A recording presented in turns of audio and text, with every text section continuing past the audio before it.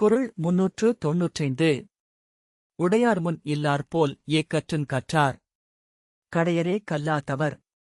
பொருள்: செல்வம் உடையவர்களின் முன் செல்வம் இல்லாதவர் எவ்வாறு தமக்கு வேண்டியதைப் பெறுவதற்காக பணிவுடன் நிற்பாரோ அதைப் போல கற்றவர்கள் மேலும் கற்றுக்கொள்ள வேண்டும் என்ற ஆர்வத்துடன் பணிவுடன் அறிவுடையவர்களை அணுக வேண்டும்.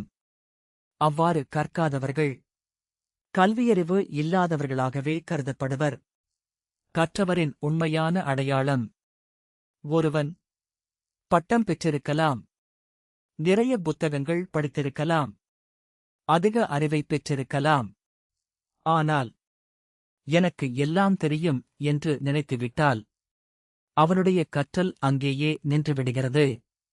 உண்மையான கல்வியாளர் எனக்குத் தெரிந்ததைவிட தெரியாதது அதிகம் என்று உணர்ந்து தொடர்ந்து கற்றுக்கொள்வார். பணிவு கற்றல் அகந்தை கற்றலை நிறுத்தும். பணிவு கற்றலைத் தொடரும். அதனால் வள்ளுவர், கற்றவனாக இருப்பதைவிட தொடர்ந்து கற்றுக்கொள்ளும் மனப்பான்மை கொண்டிருப்பதே முக்கியம் என உணர்த்துகிறார்.